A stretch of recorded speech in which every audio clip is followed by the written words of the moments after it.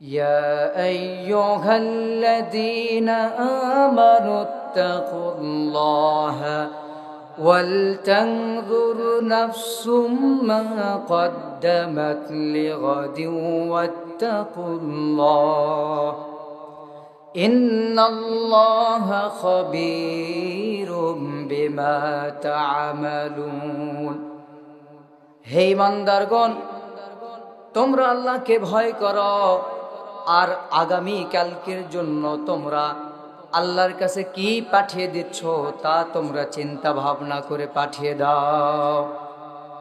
এরপর রব্বুল আলামিন আবারও বলছেন, আল্লাহকে ভয় করো, এটা তোমাদের জন্য কল্যাণকর হবে যদি তোমরা জানো।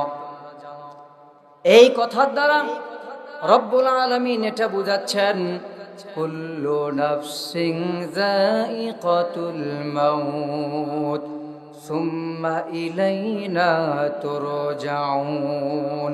জোরে বলুন আল্লাহু আকবার। রব্বুল আলামিন বলছেন, প্রত্যেকটা মানুষকে মৃত্যুর স্বাদ গ্রহণ করতে হবে, সবাইকে তার রবের কাছে ফিরে যেতে হবে। অতএব যে রবের কাছে তোমাকে ফিরে যেতে হবে, সেই রবের কাছে তুমি কি পাঠিয়ে দিচ্ছ তা তোমরা দৈনন্দিন বুঝে শুনে পাঠিয়ে দাও।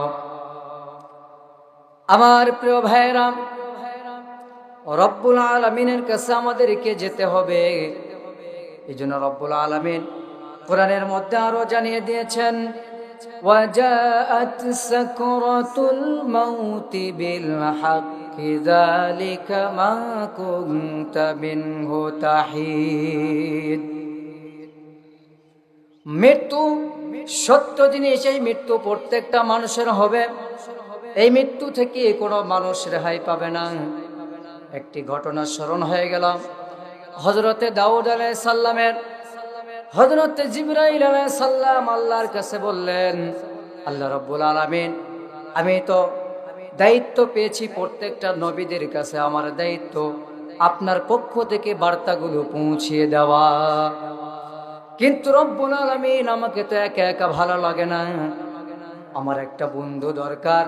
আমি পৃথিবীতে একটা বন্ধু নির্বাচন করতে চাই। রব্বুল আলামিন হযরত জিবরাইল আলাইহিস সালামকে বললেন, ঠিক আছে, আপনি বন্ধু বানিয়ে নেন যাকে পছন্দ। হযরত জিবরাইল আলাইহিস সালাম পৃথিবীতে এসে দাউদ আলাইহিস সালামকে বললেন, হে দাউদ, আমি তোমাকে বন্ধু বানাতে চাই, তুমি কি আমার সাথে বন্ধুত্ব করবে? হযরত দাউদ আলাইহিস সালাম বললেন, আমি আপনার সাথে বন্ধুত্ব করব, তবে আমার তিনটি শর্ত আছে। এই তিনটি শর্ত যদি আপনি মেনে নিতে পারেন তাহলে আমি আপনার সাথে বন্ধুত্ব করব। জিবরাইল আলাইহিস সালাম বললেন, এমন কি শর্ত আছে আপনি বলেন। হযরতে দাউদ আলাইহিস সালাম বললেন, আমার এক নাম্বার শর্ত হচ্ছে, আল্লাহ রাব্বুল আলামিন জানিয়েছেন, ওয়াজাআত সাকরাতুল মাউতি বিল হাক্কি যালিকা মা কুনতা মিনহু তাহিদ। মৃত্যু প্রত্যেকটা মানুষের জন্য অবধারিত। মৃত্যু এটা সত্য, মৃত্যু সকলের হবে, এটা আমি জানি। আমি এটা চাই যে আপনি আমাকে মৃত্যু ঘটাবেন। মৃত্যু কত কষ্টকর জিনিস এটা জানতে চাই। এরপরে আপনি আমার আবারও জীবিত করবেন। হযরতে জিবরাইল আলাইহিস সালাম দাউদ আলাইহিস সালামের মৃত্যু ঘটিয়ে দিলেন, মৃত্যু হয়ে গেল। এরপরে আবারও জীবিত করলেন। হযরতে দাউদ আলাইহিস সালাম বলছেন, মৃত্যুর যন্ত্রণা এত বেশি কঠিন, মানুষ যদি মানুষকে হত্যা করে যত বেশি কষ্ট হয়, তার থেকে কোটি কোটি গুণ বেশি কষ্ট। এরপরে দাউদ আলাইহিস সালাম বললেন, এক নম্বরে পরীক্ষায় আপনি উত্তীর্ণ হয়েছেন। দুই নাম্বার হচ্ছে, আমি জাহান্নামের কথা শুনেছি। রব্বুল আলামিন জাহান্নামের কথা কোরআনের মধ্যে উল্লেখ করেছেন। এই জাহান্নামের শাস্তি কত বেশি কঠিন, এটা আমি রব্বুল আলামিন জানতে চাই। হযরতে জিবরাইল আলাইহিস সালাম জাহান্নামের মধ্যে দাউদ আলাইহিস সালামকে প্রবেশ করালেন। তিনি জাহান্নামের শাস্তিগুলোকে প্রত্যক্ষভাবে দেখলেন। দেখার পরে সাথে সাথে বলে দিলেন, হে জিবরাইল, তুমি তাড়াতাড়ি এই জাহান্নাম থেকে আমাকে বের করে নিয়ে যাও। এরপরে 3 নম্বর বললেন, হে জিবরাইল, আমি আল্লাহ তাআলার ঘোষণা জানি, ইন্নাল্লাযীনা আমানু ওয়া আমিলুস সালিহাতি কানাত লাহুম জান্নাতুল ফিরদাউসি নুজুলা। আমি রব্বুল আলামিনের ঘোষণা জানি, যে ব্যক্তি একবার জান্নাতের মধ্যে প্রবেশ করবে, এই জান্নাতের ভিতর থেকে কোনো মুমিন, মুসলমান, পরহেজগার, দিনদার মানুষদেরকে আর বের করে দেওয়া হবে না। জোরে বলেন সুবহানাল্লাহ। হযরত দাউদ আলাইহিস সালামকে জিবরাইল আলাইহিস সালাম জান্নাতের মধ্যে প্রবেশ করালেন। তিনি জান্নাতের মধ্যে গেলেন। খালিদিনা ফিহা লা ইয়াবগুনা ফিহা।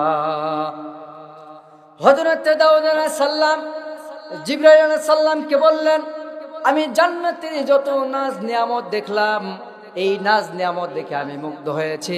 হে জিবরাইল, তোমার রবকে তুমি জানিয়ে দাও, এই জান্নাত থেকে আমি আর বের হতে চাই না। কেননা জান্নাত একটা শান্তিময় স্থান। এই জান্নাতের মধ্যে প্রত্যেকটা মানুষ আমরা যেতে চাই কিনা? অবশ্যই আমরা প্রত্যেকটা মানুষ এই জান্নাতের মধ্যে যেতে চাই। প্রিয় ভাইরা আমার প্রিয় মায়েরা, যারা পর্দার মধ্যে রয়েছেন, মনোযোগ সহকারে আজকের আলোচনাটা শুনবেন। যদি এই জান্নাতের মধ্যে আমরা যেতে চাই, অনেকগুলো কাজ রয়েছে। এই কাজগুলো যদি আমরা করতে পারি, তাহলে আল্লাহ রাব্বুল আলামিন ওয়াদা করেছেন, অবশ্যই তিনি আমাদেরকে জান্নাত দান করবেন। রব্বুল আলামিন বলেছেন, ওয়াবাশশিরিল্লাযীনা আমানু ওয়া আমিলুস সালিহাতি জান্নাতিন তাজরি মিন তাহতিহাল আনহার। রব্বুল আলামিন ঘোষণা করে দিয়েছেন, সুসংবাদ দিয়েছেন, আমার যে সমস্ত বান্দারা ঈমান আনবে আমার প্রতি এবং সৎ আমল করবে, আমি রব্বুল আলামিন তাদেরকে জান্নাতের মধ্যে প্রবেশ করাবো। জোরে বলেন সুবহানাল্লাহ। এই জান্নাত থেকে এই জান্নাত যদি আমরা পেতে চাই, তাহলে দুনিয়ার যত অপকর্ম রয়েছে, যত পরনিন্দা গীবত রয়েছে, মুনাফিকি রয়েছে, সমস্ত মুনাফিকি কাজ থেকে আমাদেরকে বাঁচতে হবে, ঠিক কিনা?